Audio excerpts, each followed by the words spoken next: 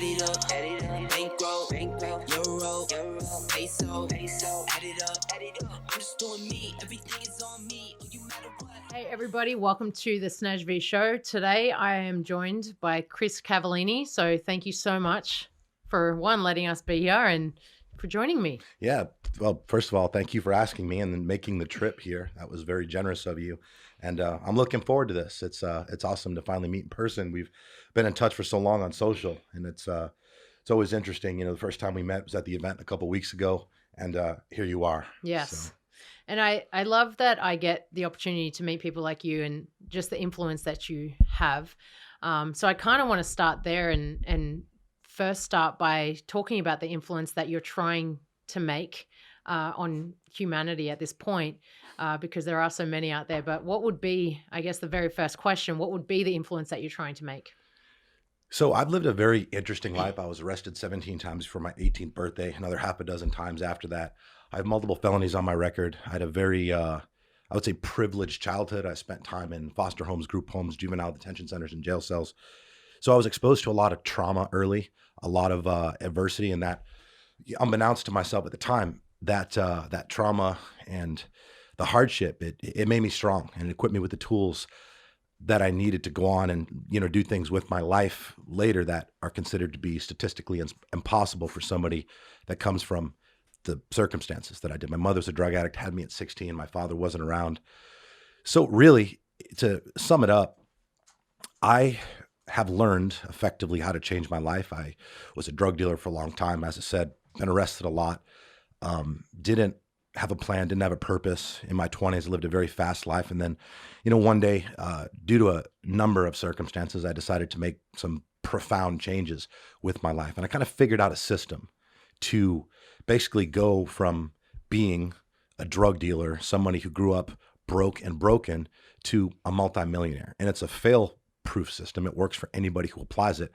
And really, my message is just for people out there who are looking to make some changes, looking to go from wherever they're at to the place they want to be, and just kind of help them realize that anything is possible, provided they are willing to do the work and stay consistent with the work. And really, I think consistency is the secret sauce that a lot of people miss in the obligatory success equation. And just for your listeners, the definition of consistency, my definition of consistency, is all of the time for a very long time. It includes weekends, it includes at night, it includes on your birthday and holidays, and especially includes the days that you don't feel like it. Can we swear? I should have asked that in the beginning. Okay. Because I can go both ways. It doesn't matter, but so really, I just today, I hope that we can delve into some of the lessons that I've experienced, some of the experiences that I've had, and hopefully we can help some people out there that are just kind of looking to level up and effectively bridge the gap between where they are now and where they aspire to be. Absolutely. And I think that that's where so many people don't necessarily understand the value of consistency and how important it is. And then they are consistent in one area of their life, but not in others. And just being consistent in one area doesn't add up. It's just not going to be good enough. Consistency is a lifestyle. It's a lifestyle. Yeah. And that's the thing, people, I think, have this subconscious thought process that if they do half the shit half the time, that they'll get some of the result.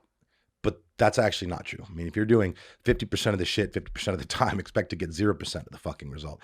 And that's a very discouraging outcome for a lot of people when they're, half committed in the gym, half committed to their business, half committed to their life. And they think because they do some of the things, some of the times, that they should be getting the results that they see people on social media or see people in their life getting.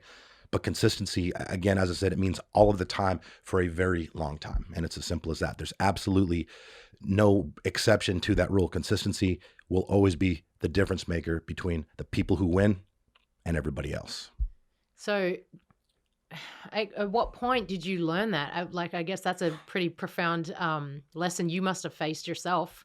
Yeah. Well, I think fitness certainly was a powerful catalyst to kind of help me recognize the power of consistency, because with fitness, if one wants to achieve a high level of fitness, you know this, you have to work hard, you have to be disciplined, and you have to do those two things consistently. And again, consistently, not 5 days a week, not, eating clean all throughout the day and then fucking it up your last meal of the day and then wondering why you're not moving the needle. It was funny. I did a video recently that kind of helped put this into perspective. So 5 out of 7 is 71, right? In school, we were taught that 71 is a C minus. It's below average. So if you're eating good and working out 5 days of the week and completely just letting your diet and training go to shit on the weekends, you can't expect to achieve exceptional results when you were putting any below average performance. So I think that really exemplifies the definition and value of consistency. But with me, I would definitely say fitness was a powerful catalyst, because through fitness, I learned about the importance of working hard, being disciplined, and what can happen when you apply a little more pressure over the consistent long term. You level up, you get strong, you develop confidence, you look better naked, you just become a more evolved version of you. And then once you experience that result, you then kind of have perspective on that process of hard work, discipline, and consistency. And you can deploy and direct that same process to any other area of your life that you're looking to conquer. It is the exact same process. But I believe it has to start with fitness. If, fitness is one of those things where, it's one of the most important, I would say, life metrics. But unlike other important life metrics like, your finance, your career, your family, if you apply a lot of pressure towards your fitness and put a deliberate focus in improving your fitness, you can actually make significant changes in a relatively short period of time. You can't become a millionaire in 6 weeks. You cannot, have the career of your dreams in 6 weeks. You cannot build an extraordinary skill set in 6 weeks, but you can get in really good shape in 6 weeks, or you can get in a lot better shape. So I think by going kind of all in your fitness, a lot of people probably hear this, probably think they're all in their fitness. But if you're not looking the way you want to look, if you're not, I know you competed for a long time. If you're not able to do the lifts that you're wanting to do, like you ain't deploying the level of consistency that is needed to experience the results you want. I think that's an important point, because if you don't know where you're going in life, if you don't have an objective, if you don't have a direction, it's very easy to just kind of go in circles and be in the same fucking place in 10 years. So with fitness, you have the ability to set goals, whether it's through lifts, whether it's through aesthetics, whatever the case is, but it gives you perspective as far as the ability to define a certain outcome and then outline the action steps that are needed to produce that outcome, follow those steps, achieve the outcome, and then raise the bar and continue that process. And that is what needs to happen in life, provided you want to live a fantastic life. And I would assume, and assuming is not something I do often, but I would assume that your listeners, that is something that they're interested in. Yeah, absolutely. And I think, to tap onto that, you're a very grateful person. You hold a lot of gratitude. And that's something that I have instantly seen with you. And You see the gratitude jar over there in the microwave? I do. I saw that. But when I even met you, and something that I think it was really when I met you in person, I really understood that. And that probably left the biggest mark on me. And I've shared that with so many people. Like if anyone asks me, what are you like? I say he's just such a grateful person, like first and foremost. And I would love to know where that comes from. Man. Which instance? That's a massive, that's such a important question. And I would say, through my personal development journey, anybody who's ever read a book on personal development has heard about gratitude and learned about gratitude and understands, at least to some degree, that gratitude's important. Now, to what degree, that largely varies, because if people are not living their life in a state of gratitude, obviously they don't fully understand it, right? Yeah. But through my personal development journey, I learned how to conduct myself in a way where I could actually feel proud, because for the majority of my life, I lived a certain life and did things that I'm not proud of. And in fact, to this day, there's probably more things that I've done that I'm not proud of than things that I am, but I'm working really hard every day to kind of fortify that fact. I was a drug dealer, got to a very low point. I was looking to make some changes.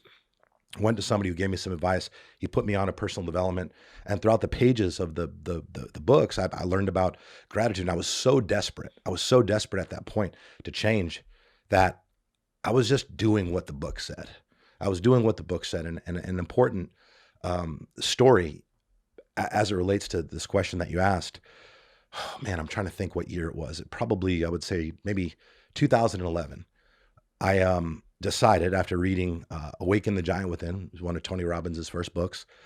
I decided to go and volunteer at a local church that was doing a monthly, they're basically feeding the homeless, right? And I was living in Jacksonville, Florida at the time. And I've been homeless at multiple points in my life. So one would think that this would be something that was near and dear to me and something, but it wasn't. I didn't genuinely care at that point about helping the homeless, helping people in need, helping people who needed it more than me.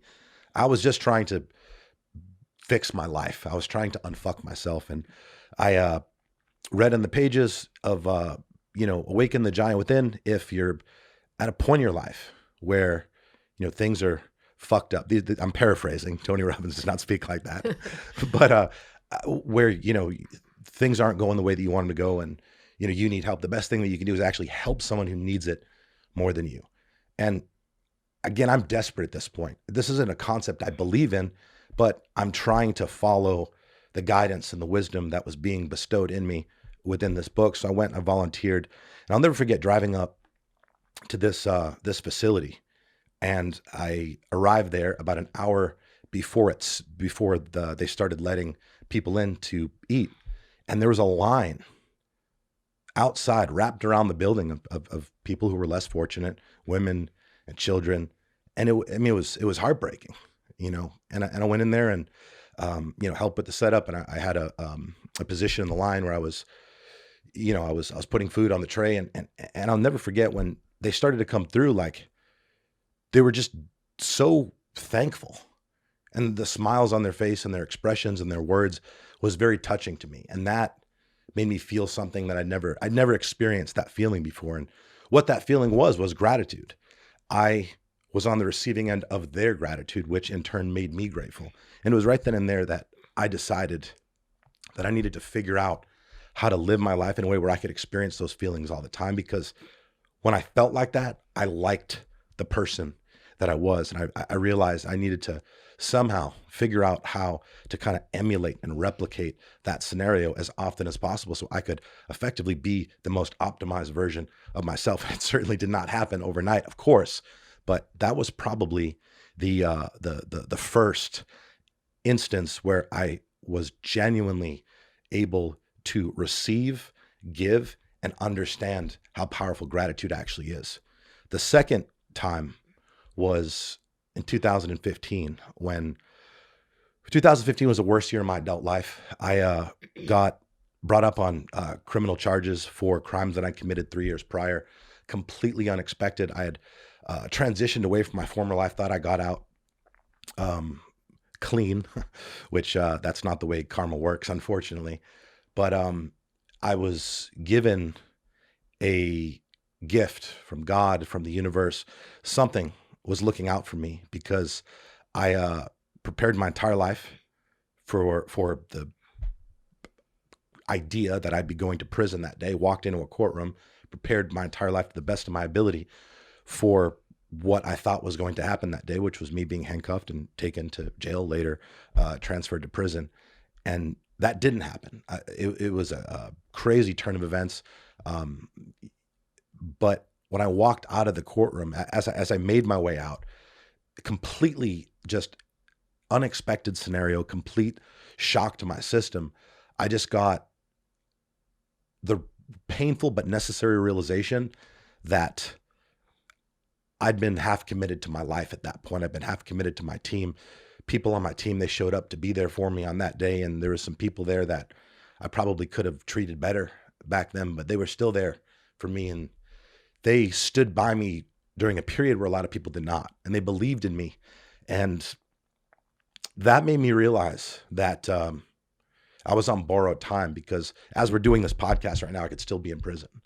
So I realized, like, holy shit, like I've been given a gift, one that I can't fuck up. And the way that I'm not going to fuck it up, the way I'm going to pay it forward, the way that I'm going to just demonstrate my appreciation for this gift is I'm going to work as hard as possible every single fucking day. I'm going to work as hard as I can to get the most out of every single second of every single day.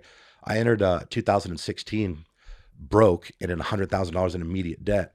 And through this new just mindset and, attitude of gratitude, I was effectively able to become a millionaire within 18 months. And I genuinely attribute that to gratitude. Wow. You know, I just spent the last hour and a bit with your team at Nutrition Solutions. And what's amazing is that all of what you just mentioned of what you have provided and created and given is instilled in every single one of your workers, and the whole team there are just incredible. And I was actually on the receiving end of that gratitude, which I completely understand on a whole different level now. So you carry it on, which is so incredible. And I believe it's your number one on your core values. Yeah. All the core values, I think, are equally rated, but it is at the top of the core values. Yeah. So, I mean, personal development has obviously been one of the main ways for you to develop the gratitude as well. So what does a personal development journey look like for you? So, something that used to be my flex back in the day was that I've read over 1,000 books. I've read over 1,000 books. Now, just for context, I was a drug dealer. I didn't have a normal job. So I had an incredible amount of free time on my hands. I was also desperate for my life. I was desperate to change my life. And I knew the collision course that I was headed. I mean, all my friends were getting locked up. I was acutely aware of the fact that the DEA had created a task force with the Jacksonville Sheriff's Office, where I was living at the time in Jacksonville, Florida, and I was being investigated. So I knew that I needed to get my proverbial shit together. And I just started reading everything and anything I could get my hands on related to becoming a better human being. And, you know, this was 2010, 2011. There wasn't all the podcasts there are now or the content on YouTube. So it was a lot of books. I read a lot of books. I watched every minute of Tony Robbins content that was on YouTube at the time. And I read over 1,000 books, like I said. And the biggest lesson out of that was the fact that I would have been much better compartmentalizing that to the top 15 books and just reading those books over and over again. Reading 1,000 books. I've read more than 1,000 books, but it was a huge waste of fucking time.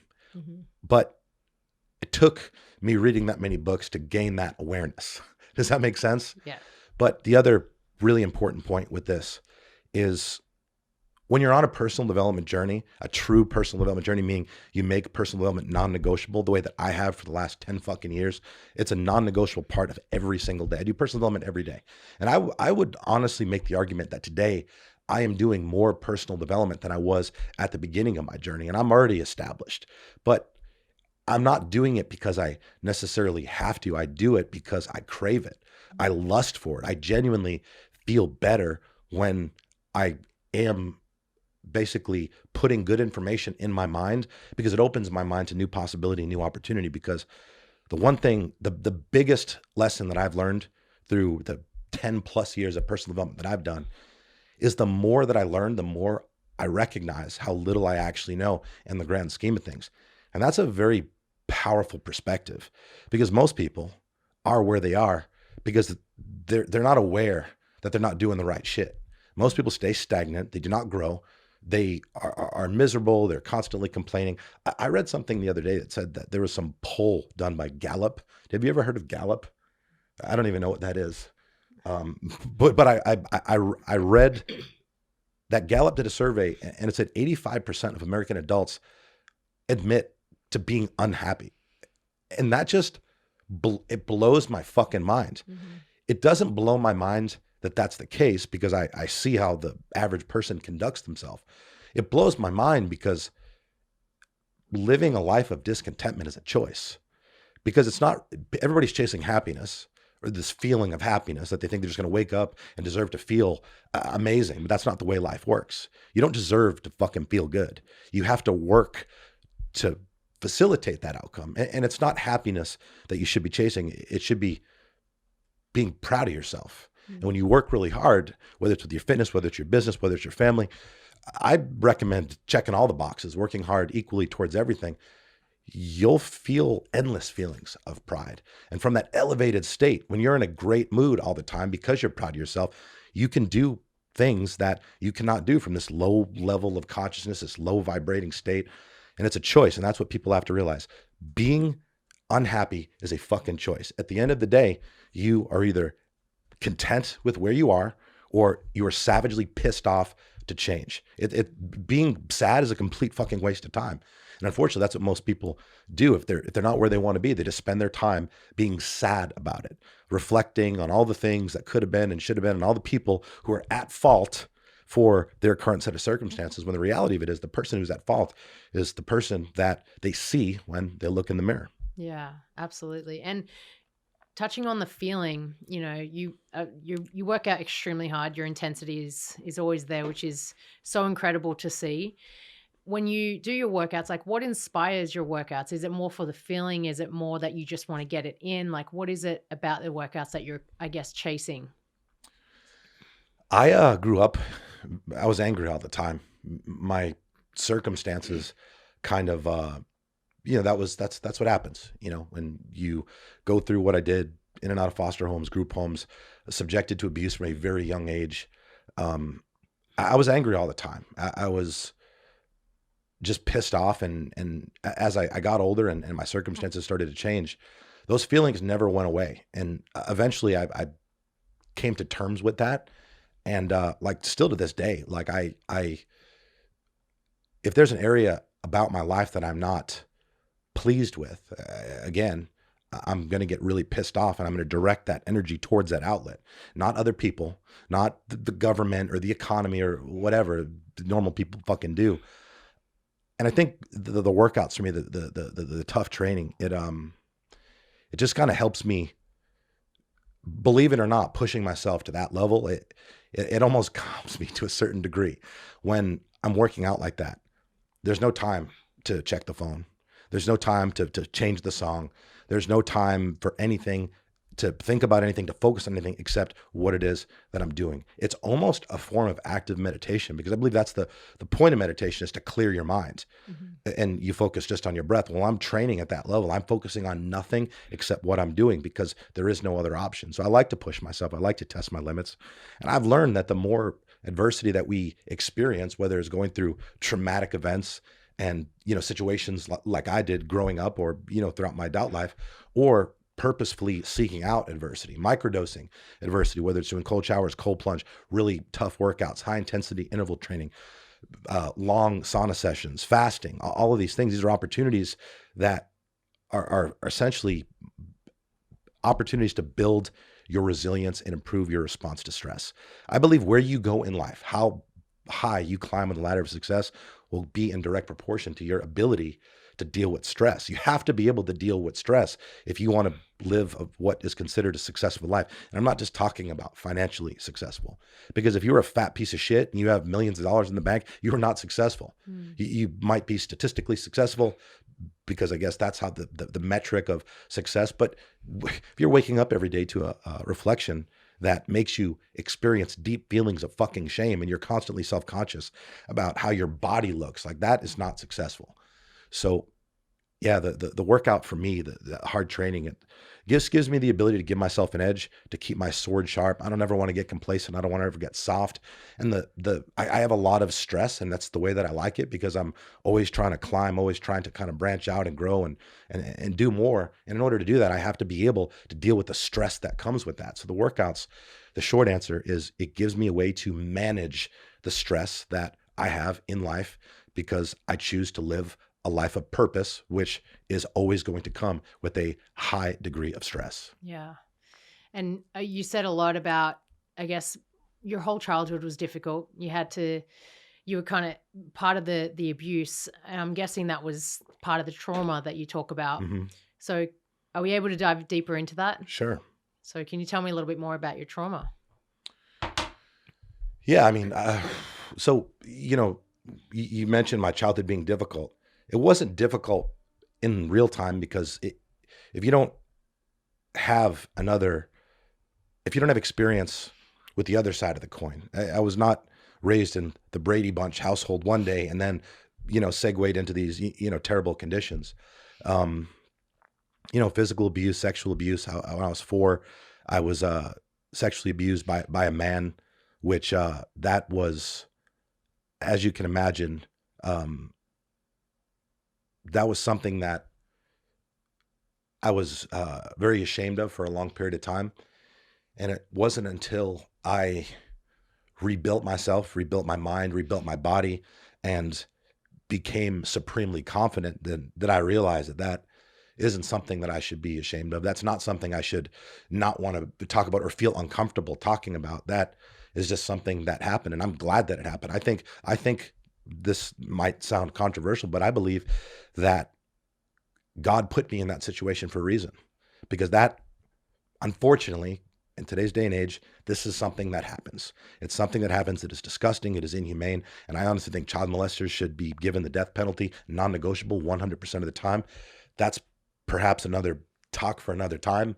But I think that I was put in that position just to be able to kind of show people what's possible for people who have been through that type of trauma.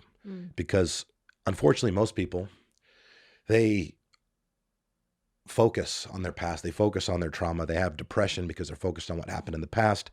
And they use their trauma as an excuse to justify being a failure in every measurable area of life, as opposed to using it for what it really is, which is an opportunity for growth, an opportunity to get stronger, to get tougher, and to go on and do things with your life that can inspire other people that have been through circumstances like you have, just to show them exactly what's possible with the right frame of mind. Yeah. Are there any regrets? No, none, not one.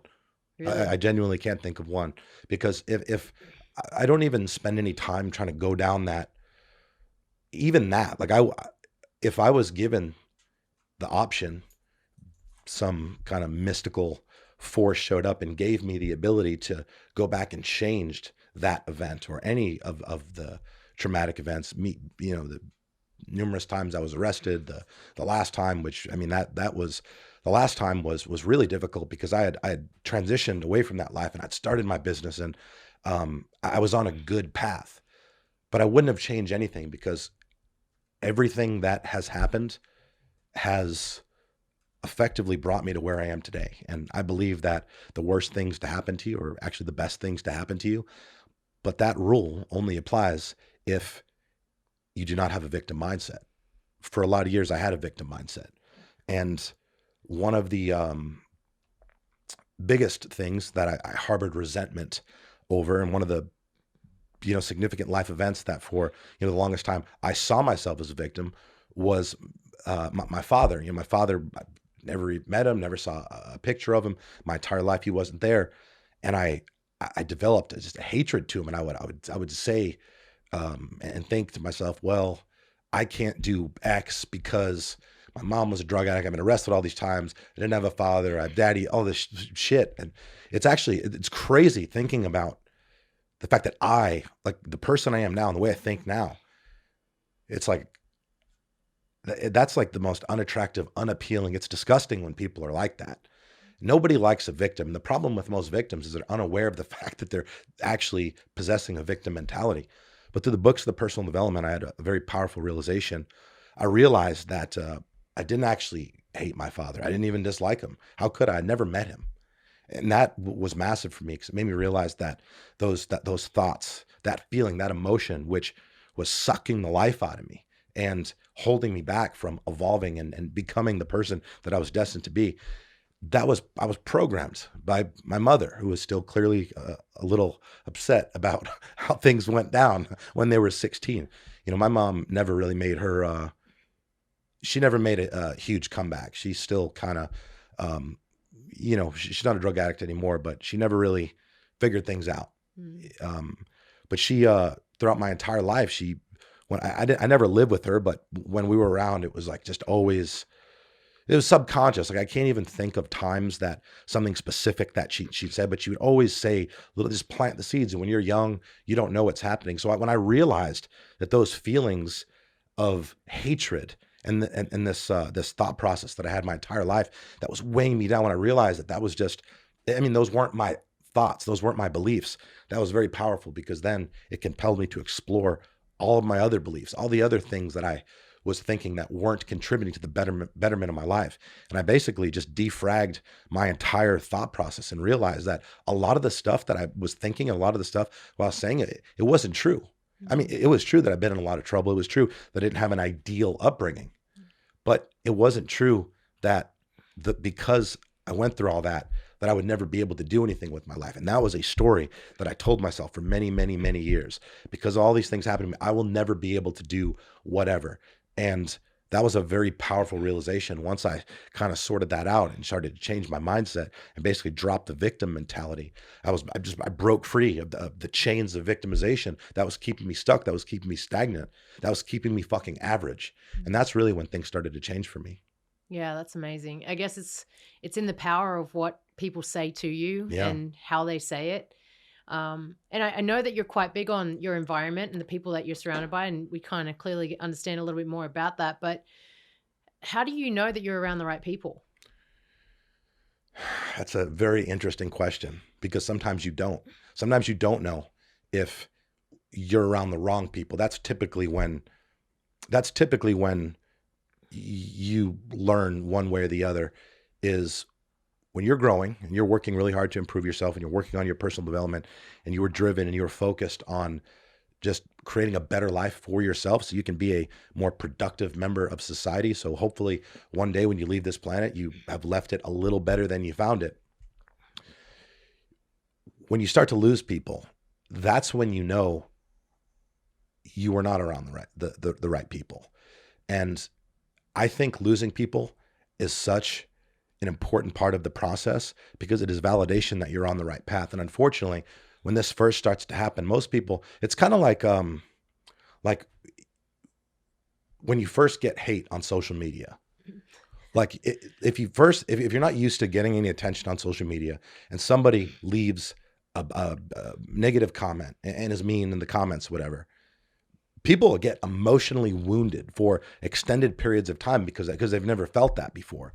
And it's like kind of the same thing when you have people that you're really close with, people you were once, in your own mind, ride or die with. Mm-hmm. And these people were important to you. These people were there during a chapter of your life. And then all of a sudden you're improving, you're bettering yourself. And then you start to kind of feel a little bit of resentment. You start to feel just this like energy that you shouldn't be feeling, right? These people should be supporting you. They should be encouraging you. They should be inspired by the positive changes that you are making. And hopefully that compels them to make some positive changes of their own, because they see you guys come from the same place.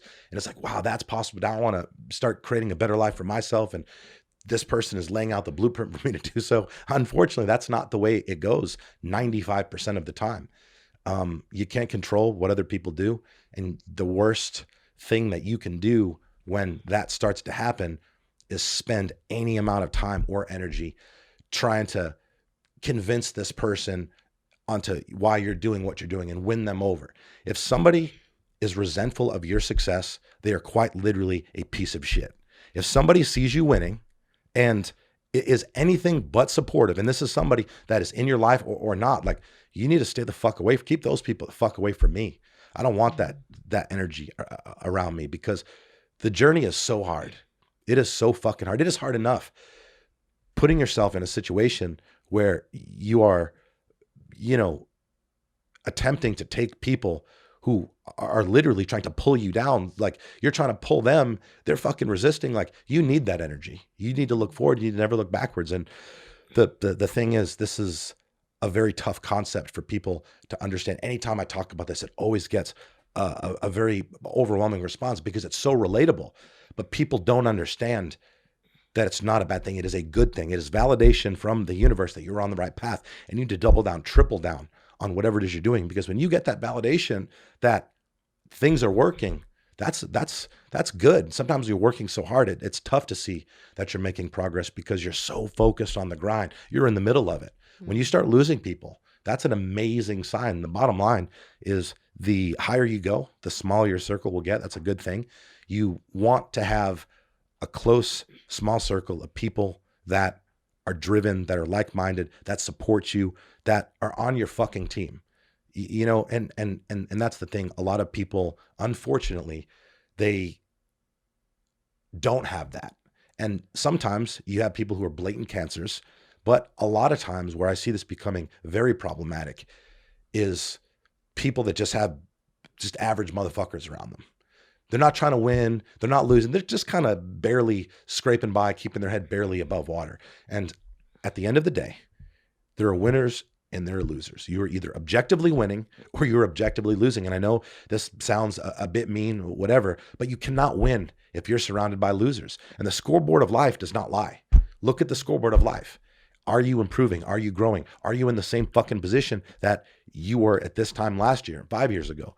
You can't have those people around. And I'm not saying you need to be mean to them. I'm not saying you need to, be rude and be hostile, but you have to let nature take its course. You have to let some distance kind of materialize and just let it happen. You're evolving. They're not. All right. That's a good thing.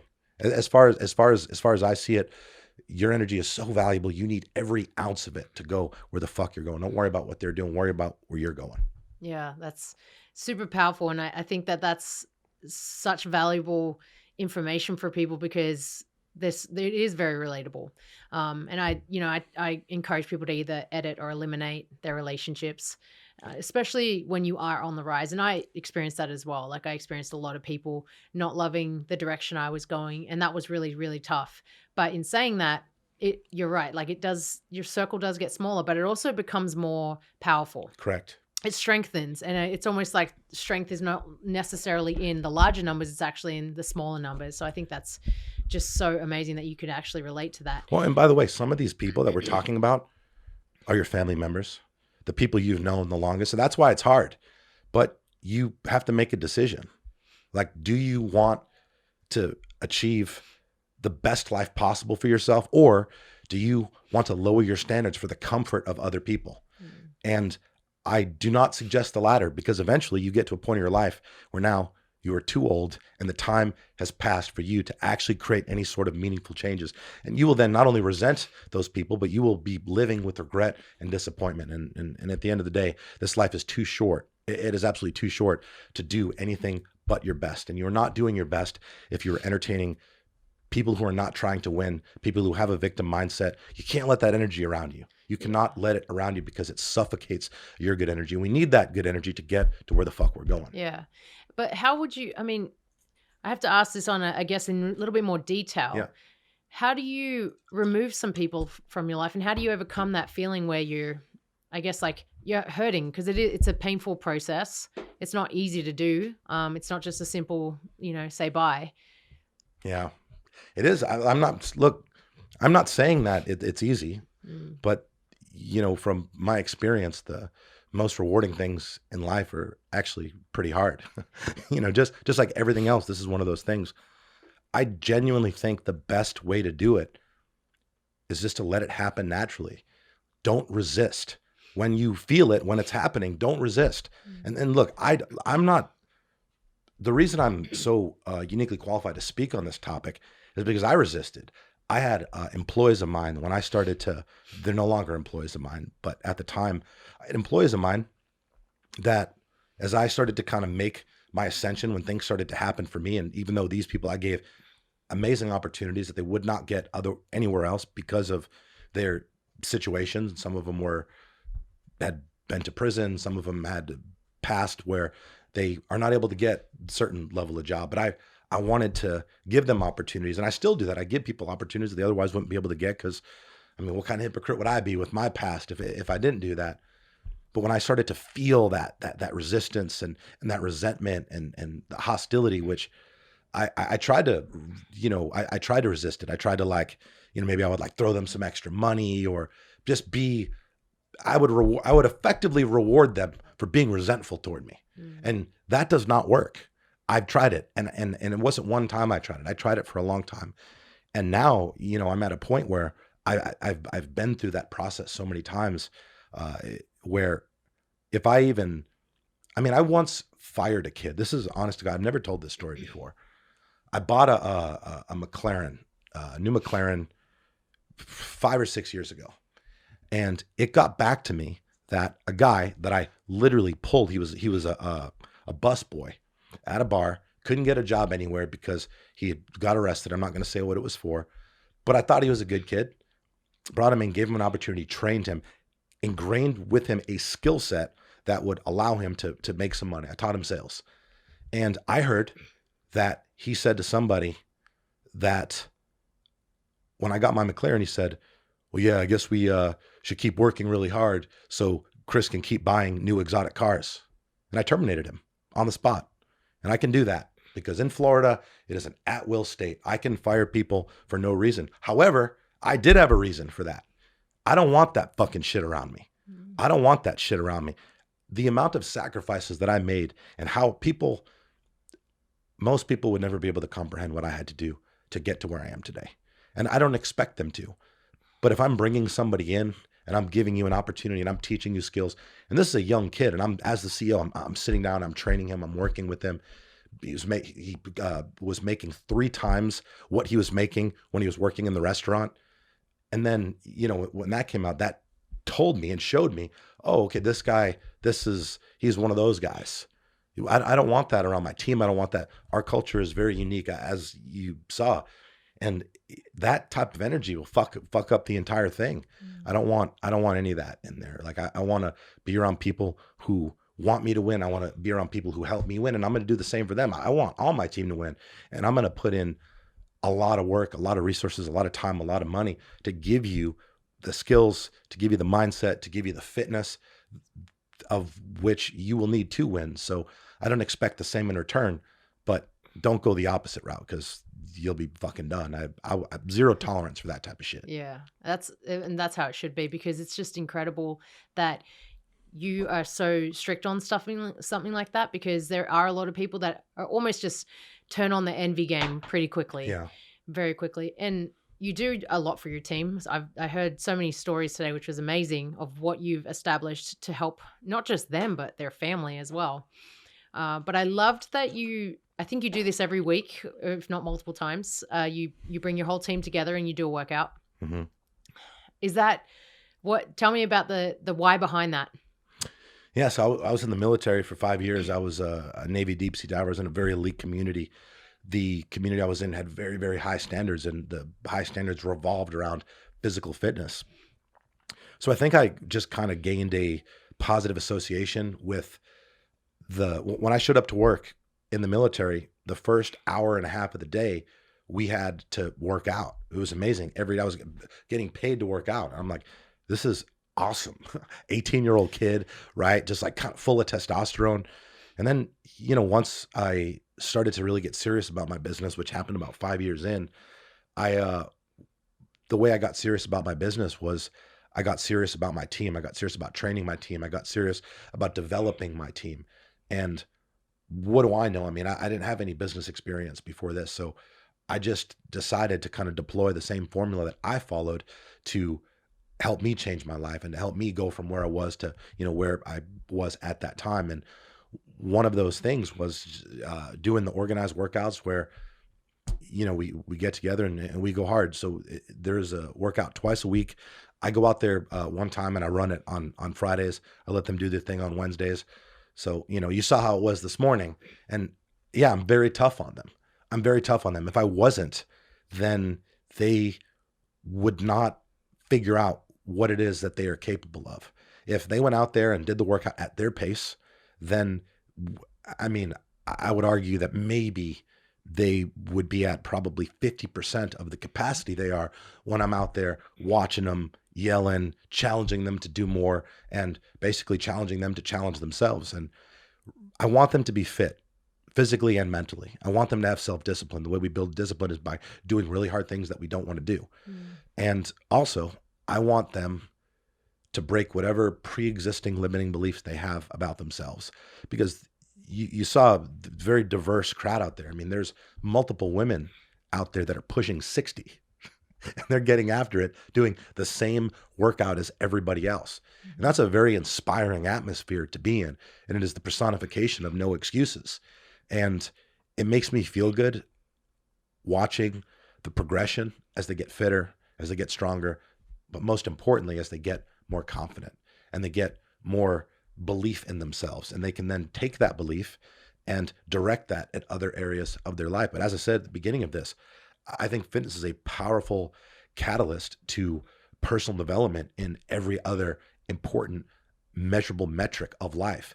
But if you don't really start with the fitness, if you don't really push yourself past what you perceive you are capable of, you'll never have that realization that you are in fact capable of so much more than what it is you think. And I take a lot of pride in being the person who is going to push them to a level that they didn't know that they were capable of, because they all hate it during, you know, they some of them act like pretend like they like it during, but there's no way you'd like something like that. I mean, it's brutal.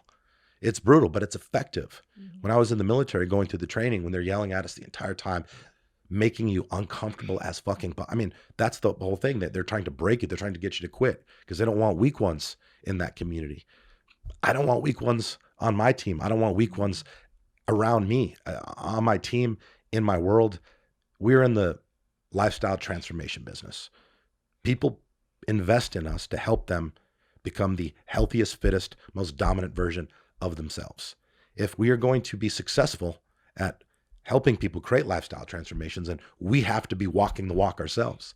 So it's an important part of our culture because it not only makes them fitter, stronger, more disciplined, more confident, but it also sets a tremendous example for our clients that are investing. I mean, if our team was a bunch of fat, lazy, just gelatinous, just average motherfuckers, that wouldn't be a very inspiring sight for our clients. So, yeah. That's amazing. So you have all these areas that you've improved and all these areas that you've become successful in. Are there any areas that you want to develop in specifically at this point now after everything you've been through? Yeah, a couple years ago, I had a tough year in 2021. It's funny because during it felt like everything was just burning all around me. It felt like fucking chaos. But that chaos was in my own mind. That year was actually our best year at that point, but it didn't feel like that because I'd effectively lost control. I learned that I had multiple people that stole significant sums of money, hundreds of thousands of dollars. I got complacent. I had some successful years, got complacent, was making a lot of money, wasn't keeping an eye on certain things, and I didn't have the right systems in place. And that situation made me realize that I had a low financial IQ. And this is 2 years ago. And when people hear that, if people know who I am and they know what I've done or know what I am now, they would probably find that hard to believe. And I understand that. But when you look at all the things that you need to be proficient at in order to get to where I've arrived at, you have to be pretty well-rounded, and finance is one of them. And I'd resisted it for so long. And I was just like everybody else. I didn't have parents that taught me how to be, financially sound. I didn't have anybody that helped me understand why it's important to have good credit. Fortunately, that was something I took pride in myself. But most people, like, nobody tells them this shit because their parents are broke. So they grew up not really understanding money. I was very fortunate. I've always been good at making money. Like I sold some weed. I'd worked at a grocery store in high school, bagging groceries and getting the carts out of the parking lot for all the lazy piece of shit people who are too lazy to return the carts to the corral. And I would spend my entire paycheck on a bag of weed, flip that bag of weed, and make like $30 more than what my paycheck. So I always kind of had that like hustler's mentality. I've always been good at making money, pretty fantastic at spending it, never been good at managing it. And eventually it gets to a point where we have so much, our business got to a pretty significant size. And there's just so much money coming and going. And it made it very easy with the lack of financial infrastructure that I had for people to take advantage of it. And they did. But that was my fault. And what I realized at that point in time is I needed to fortify that. I needed to, not only redeem myself for being in that negative state that I was in for the majority of that year, even though most people wouldn't have seen it, I was feeling it. I've always been someone I very much believe in, as a man, compartmentalizing your emotions and dealing with what you need to deal with behind closed doors. People have their own stuff going on, especially in a position of leadership. I don't need people to see me at my lowest point. I don't need to see people need to see me being weak, because I needed them to be strong. I needed them to hold the line so I could sort out this dumpster fire that had materialized. But I started working really hard to improve my financial IQ and improve my financial literacy. I got pissed off. It pissed me off that I failed to set myself up in such a way where people could steal that much from me for that long. This isn't like one time thing. This was going on for quite some time. It's actually pretty embarrassing looking back and thinking how I allowed that to happen. But I got pissed off about that. I got pissed off at myself for not being better and more competent as it relates to finance. And I started to work on changing that. So I got the right finance team in place. I started learning the tax code, and I started to just developing a healthier mindset around finance. There's things that I don't even want to say because I feel like it would just set a horrible example for your listeners. But some of the things that I've done with the money, like people wouldn't believe it. Like I wouldn't look at my bank accounts. It's insane. I've just very much trusted this woman who handed me this piece of paper that said, this is what the monies look like, as opposed to every once in a while popping in and looking at it myself. Absolutely insane. I got complacent. And when I started to learn the tax code, for anybody here listening that is an entrepreneur, this is a really important discussion. I've been speaking on this more and more because it's so important. People don't understand that as an entrepreneur, the tax code is very much written to benefit you. People believe that you have to pay taxes. Everybody has to pay taxes. Normal workers have to pay taxes. If you're an entrepreneur and you understand the tax code, which it's not rocket science. It is going to require a little bit of effort, a little bit of attention. You can basically write off your entire lifestyle because it's not the IRS's job to tell you and dictate what is or is not a business expense. It is your job as an entrepreneur to determine what is needed to run your business. And that's a huge contrast to what most people perceive. Long story short, I don't want to turn this into a tax seminar, but after learning what I did and applying what I did, I didn't pay taxes in 2020 and 2021. In fact, not only did I not have to pay any taxes because of all the deductions and credits and different opportunities that we discovered, I actually also got $1 million check from the IRS. First time in my life that I was actually thankful to get a letter from the IRS. And all of that was a direct result of me getting pissed off and leaning into the thing that I was a little resistant toward. I was always resistant toward to find. I don't understand it. Fuck it. I'll just hire somebody that's smart and that can do that. And that's what they tell you a lot is if you're not good at something, hire somebody. And while that is true and that is a good strategy, you have to have some level of proficiency at whatever it is that is in your business that you're hiring some people to do. You have to understand what they're doing to a certain degree. Otherwise, you do not have the ability to hold them accountable, to manage them, and to lead them. That's huge. So I think the biggest takeaway is lean into the shit that you suck at. Yeah. Lean into the things that you're uncomfortable with, whether it's in the gym, whether it's in life, whether it's with your personal development, whether it's leadership, whether it's communication, whether it's social media, making content. Okay. The only reason that you're resistant to it is because you suck at it. Yeah. You suck at it. But everybody sucks at something that they've never done. You have to be willing to do it bad before you do it good. Yeah. Anybody who's ever became really great at something was a beginner, but through the course of repetition and through the course of consistency, you get better. And you know what? Sometimes you work really hard and your best still isn't going to be good enough. But if you keep going, eventually your best does become good enough. Yeah. So what would be the next thing you want to get good at? Shit.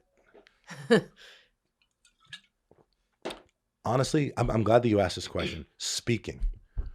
So at the last event, huge curveball when my mic went out. They came and they handed me the microphone. Mm-hmm. I'm glad that happened though, because people don't even consider this. That's like a whole other thing, because now you're conscious of how my hand is. And instead of thinking about what the next thing you want to say, this is like a bit of energy that you have to deploy towards that. So I feel like I'm not as good of a speaker as I need to be. And that's okay, because no, it's not okay. Actually, I'm going to improve. I'm going to work really, really hard to get to a point where I am, feeling a little better about that. But all that is just going to come through the reps. I mean, but I could literally say that about every other area, like my fitness, my business. None of these things are where I want them to be. And I don't know that they ever will. But I would say at the top of the list, certainly my speaking. And yeah, I look forward to making that happen.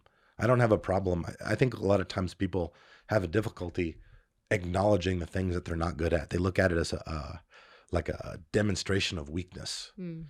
But it's not. It's actually the opposite, right? When people acknowledge something that they're not good at, it's actually it's admirable, and the thing is, if you don't acknowledge something, you don't put it out there, then you don't actually take responsibility and taking ownership over something. I say this to my team all the time. Truly taking ownership over something is 20% acknowledging, look, yeah, this is on me. This is my fault. I need to improve on this, whatever. The other 80%, the part that matters, is actually taking the deliberate action to fucking fix it and improve. So it's kind of like saying I'm sorry versus it'll never happen again. Yeah. I mean, apology is only valid, right, if it comes with an immediate correction in behavior. Exactly. So it's kind of like the same deal there. It is the same thing. Yeah. So what would be, I guess now, for people that don't understand the value of self-investment and how that can correlate to self-worth, what would be the best advice you could give to someone that doesn't put some investment into themselves? I don't understand. Like the first thing I would say to them is I don't understand. Maybe the next thing I would say is like, have fun being a loser forever. I mean, the fact is, where you are now is a result of how you think. It is how you think that determines who you become.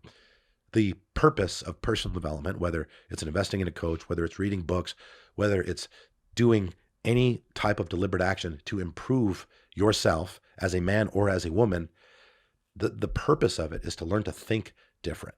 How you think determines your standards. What standards you possess for your life is effectively why your life looks the way that it does. And the way that you change your life is to raise your standards. The only way that you will get to a point where you actually know how to raise your standards and understand what that actually means is to learn to think different. You have to learn to think different. And that doesn't mean that that's a bad thing. It doesn't mean there's necessarily something wrong with how you think right now, but I would probably make the argument for a lot of you. It is. You don't think right. You are where you are because of the way you think. And if you want things to change, if you want things to improve, you have to learn to think different. A lot of people, their perspective with books and personal development or hiring a coach, it's like school, right? We didn't want to fucking be there. They made us do these stupid book reports that we didn't want to do. So when people graduate high school, maybe go to college, they have this perspective that that's what reading books is all about. And it's not. This is a different kind. This is a completely different, the books, the coaching, you're basically investing to learn from people who are a lot better than you in whatever area it is that you're looking to improve. And the beautiful part about where we're at in this day and age is there's virtually unlimited resources out there that can help you scale your life and do it very fucking quickly, because there's two ways to get better, only two. Experience, which the downside of experience is it takes a long fucking time, or training, whether you're doing personal development or working with a coach who's going to train you to be better and also hold you accountable to the goals that you set together. So it's one of those, and that's kind of how you and I connected. We both have the same coach. We both work with Bedros. Bedros was a good friend of mine. Is a good friend of mine, but was a good friend of mine for years before I hired him as a coach. It was very humbling for me when I had that bad year to reach out to him. This is a guy that I look up to, a guy that I respect, a guy that I aspire to emulate some of the qualities that he has. So like I want him and wanted him to look at me kind of like with the same level of respect. So when I was going through that tough time and I knew I needed to do whatever I needed to do to make sure that I redeemed myself in 2022, like, reaching out to him, my ego, for a moment kind of stood in the way. But it was one of the best business decisions that I've ever made. I mean, working with him, just the macro version, within 6 months, I was making $50,000 more a week. After 12 months, we were up to 80. I was 4.3 million. He helped me add to our annual revenue. And how did he do that? honestly, he helped me think different. He not only helped me think different through the course of our discussion and the course of our work together, but when you're in that kind of higher level of consciousness, you then start thinking of things. There were a lot of changes and radical improvements that I made that had absolutely nothing to do with things that him and I talked about or worked on. But because he challenged me to challenge myself and think at a higher level, I'm now at this higher level of consciousness. So I'm thinking about all these fucking things.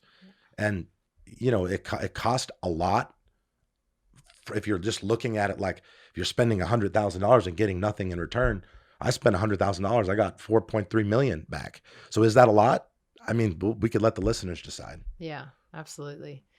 So my final question is, what would be the top, I guess, 2 books that you would recommend, seeing as though you have 1,000 under your belt? Man. Okay, so I want to preface this with saying I have read a lot of books. When people ask me for book recommendations, I normally say, okay, well, what is it that you're looking to improve on?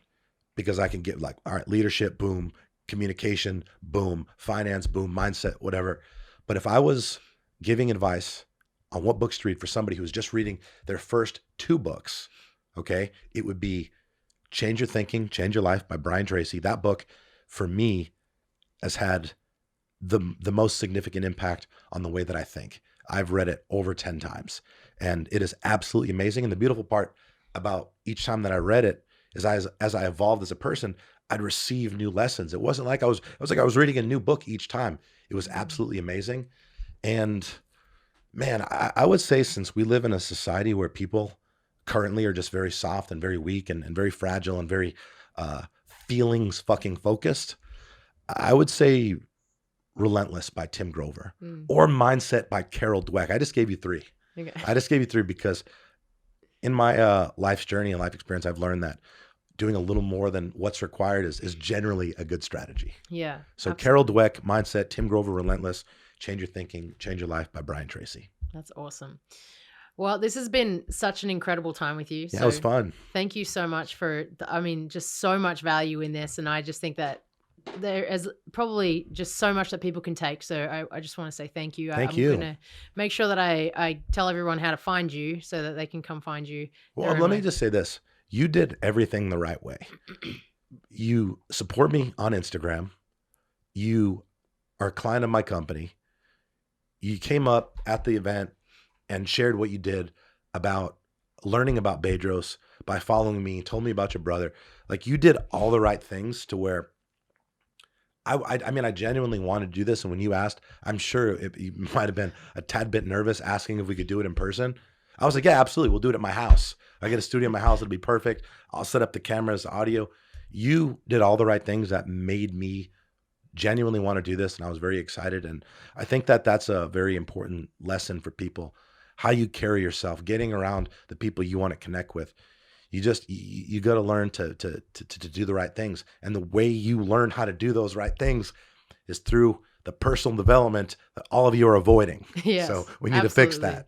I got to give a shout out to my brother because he's really actually the reason why I'm here. So, Yeah. And he's all the way in Australia, and I just absolutely love that through his own personal development, it actually led him to you, which led you to me and all those things. So I'm just super grateful for that. So thank you Me so too. much. Thank you so much. And yeah, everyone can find you on Instagram. Chris You can find me Cavallini. everywhere. Yeah, Chris Cavallini. Yeah, hopefully in all the right places.